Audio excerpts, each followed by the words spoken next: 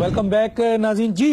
फैसल रज़ा साहब क्या कहते हैं? बात बिल्कुल दुरुस्त है और मैं आपको बताऊं कि मौला बख्श चांडियो साहब जो हैं वो शायद उनके इल्म में नहीं होगा कि वो कराची के मामला से आगा नहीं है, लेकिन मैं तो कराची का सदर रहा हूं, इसमें कोई शक नहीं है डॉक्टर साहब कि इस पूरी गैंग वॉर के पीछे पीपल्स पार्टी के बाकायदा ओहदेदार ना सिर्फ मुलविस थे बल्कि हैं।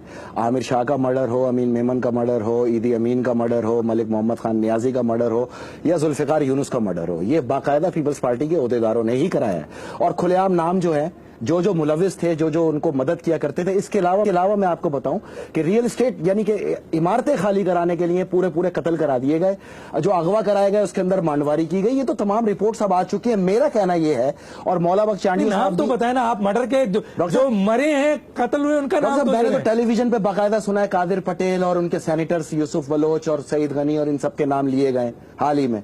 मैं ये कहता हूं कि मैं इनका नाम इसलिए नहीं ले रहा, मैं ये कह रहा हूं आप इनसे इन्वेस्टिगेशन करें ना।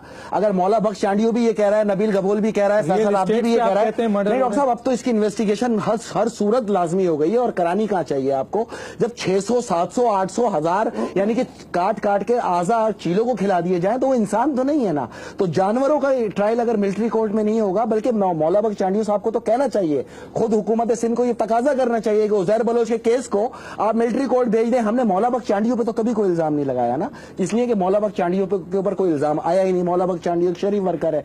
लेकिन अगर मौला बख्श चांडियो और हम ये कह रहे हैं कि इंसाफ चाहिए, तो फिर 2 लफ्ज मौला बख्श चांडियो और कह दें कि जिस सिंध हुकूमत की तरफ से हम तकाजा करते हैं कि उजैर बलोच का केस आप मिलिट्री कोर्ट में भेज दें। लेकिन ठीक है, ये तो पूछते हैं, लेकिन आप जो बता रहे हैं कि इतने मर्डर्स हुए, रियल एस्टेट में मर्डर हुए, इतने लोगों के साहब मैंने ये तमाम रिपोर्ट्स टेलीविजन पे सुनी है, जो कि टेलीविजन के प्रोग्राम्स के अंदर बाकायदा लीक की गई हैं। कराची के मैंने आपसे कहा पीपल्स पार्टी के आप बड़े अंदर के आदमी मैं क्या कर सकता था, आपको बहुत मालूमात मैंने बिल्कुल निकाला है। सिर्फ टीवी इंफॉर्मेशन पे बात डॉक्टर साहब, मैं 2009 में शहर बदर किया गया और 2012 में सिर्फ 3 महीने के बाद मैं टाइम लेके आया था और जरदारी साहब से ये तमाम गोठों और कच्ची आबादियों की लीज लेके आया था और वो मैंने यहाँ पे 1.25 करोड़ लोगों को मालिकाना हकूक दिए थे। लेकिन इन इल्जामात की वजह से मैंने पूरी तंजीम को फारिग किया था, पुलिस को पूरा इख्तियार दिया था कि जिसको चाहो पकड़ो, इन्वेस्टिगेट करो। लेकिन मैं आपसे जब कह रहा हूं कि ये इन्वेस्टिगेशन पुलिस कर ही नहीं सकती, ये रेंजर्स को अगर आप एम्पावर करना चाहते हैं और 21वीं तरमीम पे आप मिलिट्री कोर्ट को वोट देते हैं, तो क्या हर्ज है? अगर मैं मुलविस नहीं हूं, मैं तो कहूंगा यार दुनिया की किसी भी कोर्ट में मुझे ट्रायल कर लो, आ जाओ।